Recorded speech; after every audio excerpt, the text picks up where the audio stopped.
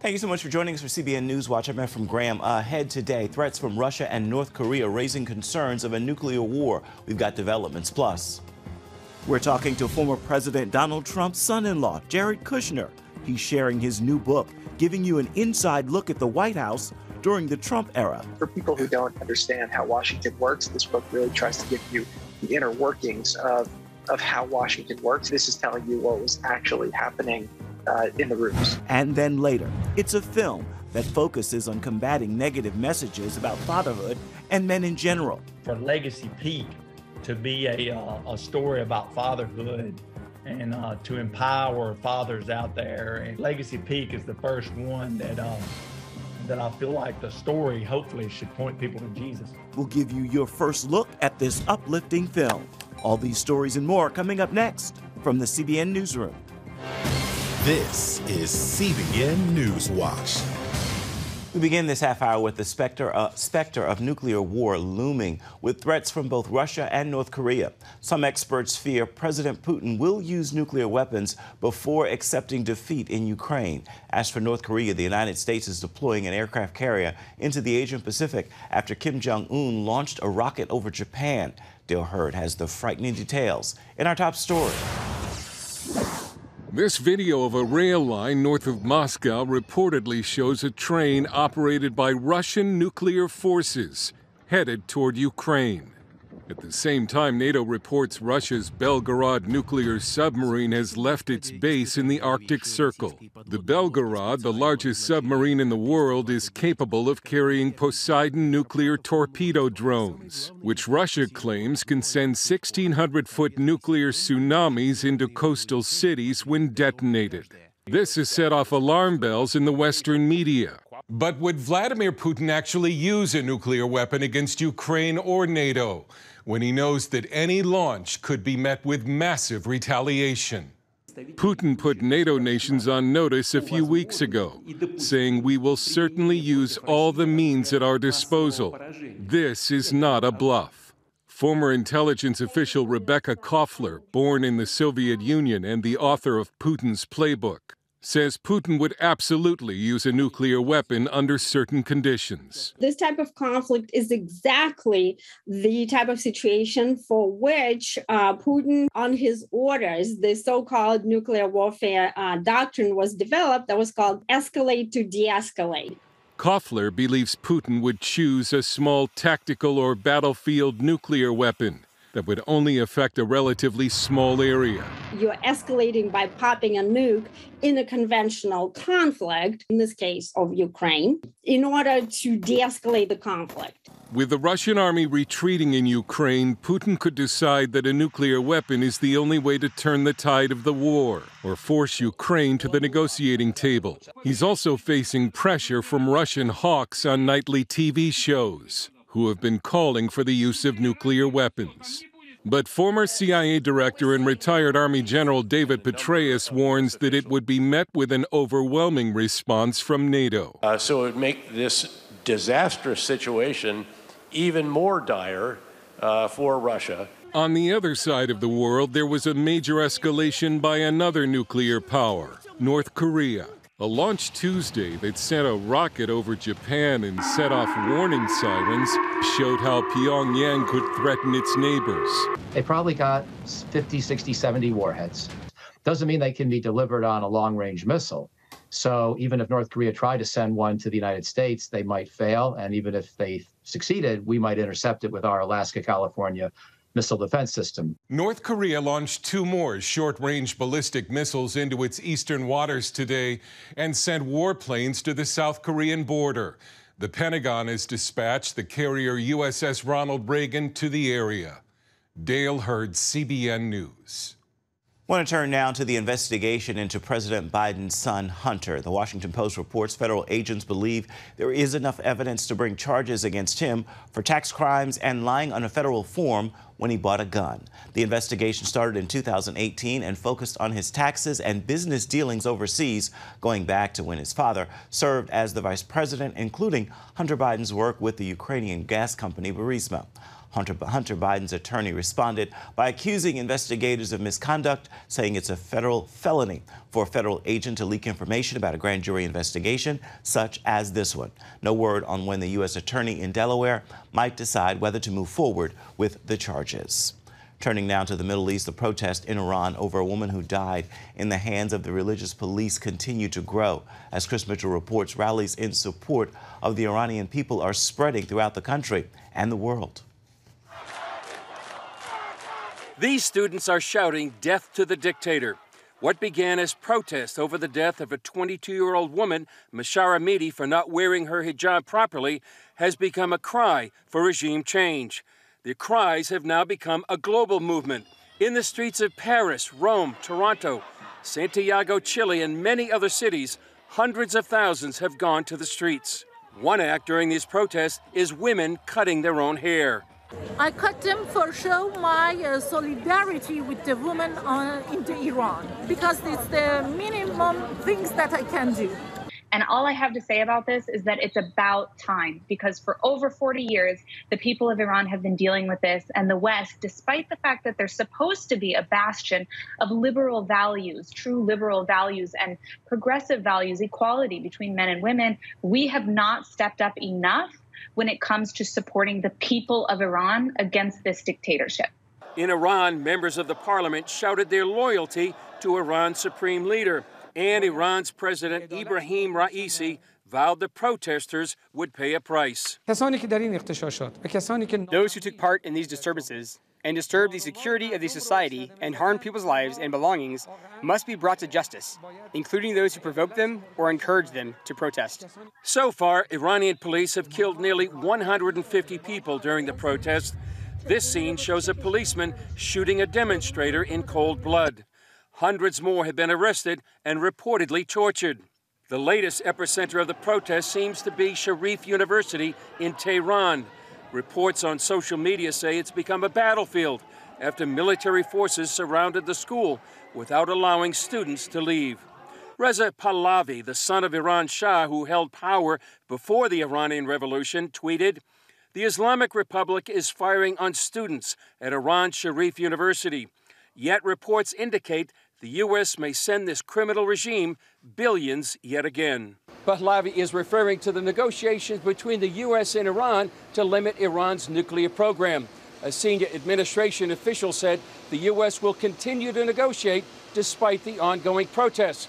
Critics warn that sanctions relief with Iran would give it up to $1 trillion by 2030 to continue its terror activities in the region and its crackdown on its people.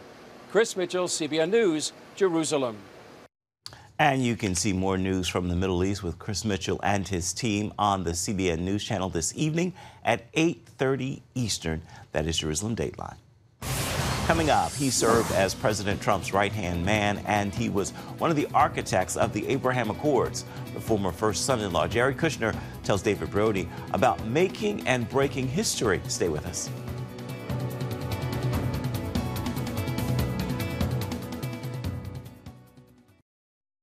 When it comes to the Trump White House, son-in-law Jared Kushner is the ultimate insider. Battles with the media on one front and an entrenched bureaucracy on another. Kushner covers them all in his book, Breaking History, a White House memoir. The former senior advisor to the president also talked with David Brody about what it was like working with his father-in-law. Of all the books written from inside the Trump White House, this is the first from a family member. In Jared Kushner's new book, Breaking History, a White House memoir, the former senior advisor to the president talks about what made working for his father-in-law a challenge. He's very hard to advise because he has a very strong instinct himself, and he fields opinions from a lot of different people, which I think is a strength, not a weakness, right? He's a very flexible thinker. He's pragmatic, but he's open to having his mind changed, which is both good and bad. And I saw that frustrate people like General Kelly, who wanted him to just follow what he said. And he was a very kind of black or white guy. When with Trump, there's like 50 different shades of gray. Lots of shades, leaking, and backstabbing, too. Talk to me a little bit about what that was like and some of the infighting that was going on in the White House and how challenging all of that was. Yeah. So, look, power, I learned, makes people more of what they already are. And when we got to the White House, it went to certain people's heads. I was very ill-prepared to deal with somebody who was so nefarious in the way they manipulated the media to try to attack and label you in different ways. For people who don't understand how Washington works, this book really tries to give you the inner workings of how Washington works, and especially everyone followed the Trump administration, so closely and had opinions. But this is telling you what was actually happening in the rooms. And Kushner had an up-close view of it all. His Secret Service moniker was Mechanic, pretty appropriate for a jack-of-all-trades, Mr. Fix-It kind of guy. He held leading roles in Operation Warp Speed, major international trade deals, and the historic Mideast peace accords. As an observant Jew, he had a unique perspective. I can tell you that there were moments of significance where I think that I probably had a deeper understanding for the insecurities that Israel faces. My grandparents survived the Holocaust. I write about their experience extensively in the book. And I think that that's one of the notions that Israel faces, which is why they treat every issue like it's life or death. And Kushner definitely learned about dealing with those he felt were out to get him and the president. He talks about dealing with a media Kushner says constantly got stories wrong about him, and facing an entrenched bureaucracy fighting his father-in-law's agenda. The power of the federal government is extraordinary, and when harnessed in a positive way, it can be incredibly impactful. The problem is when it's either squandered or used in a negative way, which can happen based on the whims of who's ever in charge. But I think when I think through deep state, I think it's more people in the bureaucracy who maybe are pushing their own agenda as opposed to what the elected president's agenda is. And I do think President Trump understands it. One thing is he brought out the truth, right? The media exposed who they were. A lot of these people exposed who they were.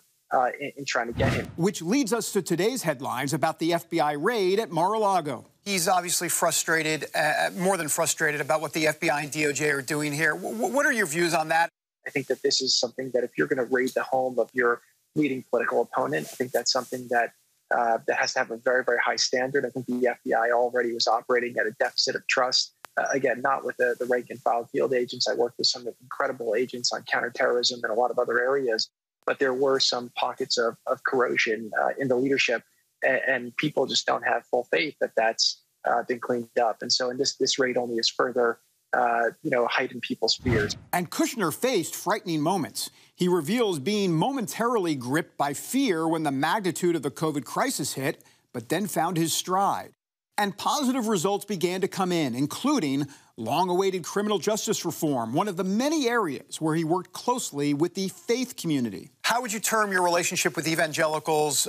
Because that seemed to be a very special dynamic and maybe a little bit unexpected to a degree.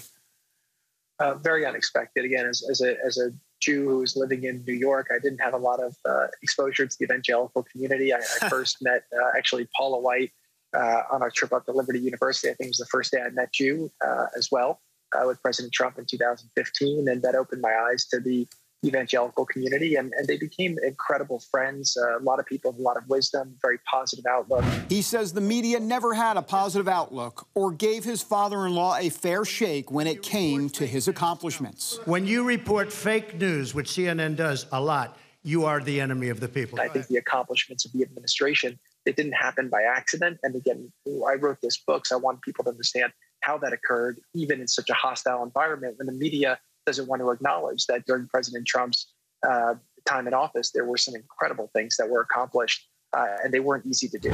Neither were the long days or pressure of those 4 years in the White House. A wild whirlwind, in short.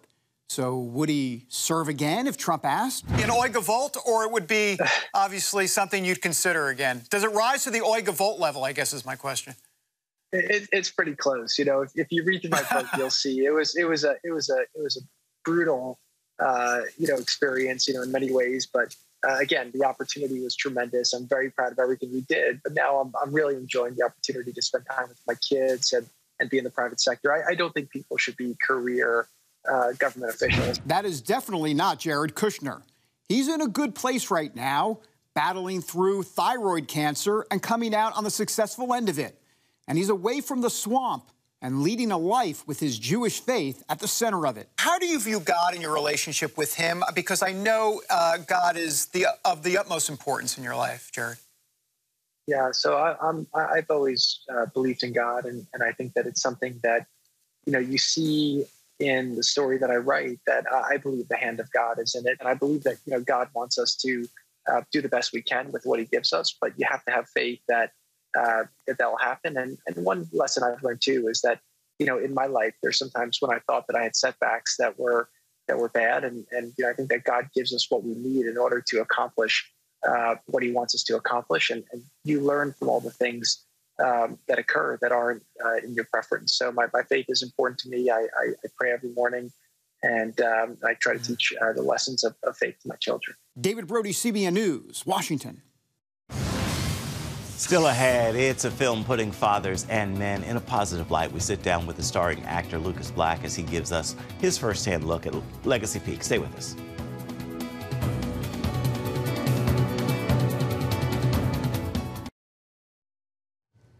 Welcome back to CBN NewsWatch. You've seen him in films like Fast and the Furious and 42 and several seasons of the hit television series NCIS New Orleans. In his latest role, actor Lucas Black is looking to combat negative messages about fathers and men. He gives us this firsthand look at Legacy Peak.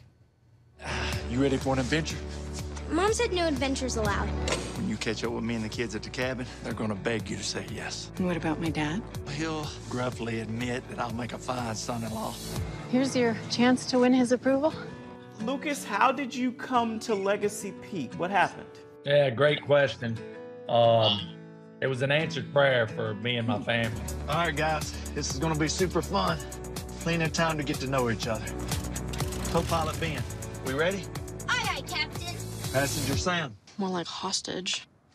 I left NCIS New Orleans after doing 125 episodes in the fall of 2019, and really took a year off to reflect, to connect with my Heavenly Father.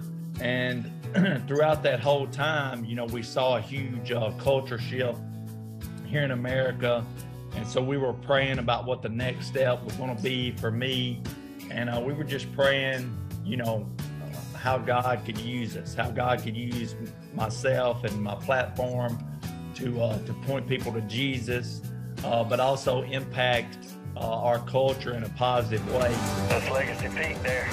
We're more than halfway to the cabin. For Legacy Peak to be a story about fatherhood and to empower fathers out there, and it's one that the whole family can watch, and it's wholesome entertainment, was a blessing. I really wasn't eager to get back in front of the camera, but we realized at that moment that this was a total God thing. He orchestrated the whole deal, and it was an answered prayer for us. Thank you, Jesus.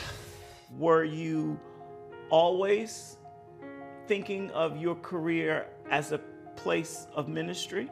Throughout my career, I've always looked at stories and try to find redemptive qualities in the story, and especially in characters. I think God was there with me throughout my whole career and was guiding me along the way. I've turned down projects because I didn't want to play the character because of some content that I felt like was disturbing or just didn't line up with my Christian values. Legacy Peak is the first one that I feel like the story hopefully should point people to Jesus. Sam, I'm doing my best here. You're not even reaching competent babysitter levels. Father, I need your help. I tried to plan the perfect trip. I wanted to give these kids something I never had. I love it. So your character's name is Jason, correct? Yes, Jason Wild. Tell me about the journey Jason is on in this film. Yeah, so Jason, he's stepping into the fatherhood role. His fiance has 2 children. Their father was in the military and he was killed in the military, and they honor and respect him and love him. He was a good father to them. So they miss him, and so he's trying to earn or gain their trust. And so it's just an awesome journey. Time to get up. First, let's start off with a prayer. Our most loving Father, help us find our way, look for anything useful. A lot of times as parents, we can assume that our children know we love them. you know, and so we may not verbalize it as much as we should. You kids have got to run. You know, Matthew 3:17 is like the pinnacle verse of the story, and that's where the heavens open up after Jesus was baptized, and God says, "You are my beloved Son, whom I am well pleased." And that's before Jesus started his ministry. It's before he did any miracles, and so that is a verse that we felt like God was affirming who his Son was, and that he was proud of him and loved him no matter what. What's your prayer for this film as it's being released? First and foremost, I hope it points people to Jesus. But secondly, I feel like, you know, my prayer is that fathers will really be empowered. They'll really be uplifted and encouraged when they watch this film. I think for far too long, entertainment has undermined the fatherhood role, and undermined, you know, God-given masculine traits. And so my prayer is that that everyone just be uplifted and encouraged. And hopefully this is a trend in the right direction for future entertainment. Father stands in the gap. Kids on one side, wolves on the other. He says whatever comes, nothing gets to those kids. Legacy Peak is streaming right now on the PureFlix platform. Stay with us. Your Friday Faithful is coming up next.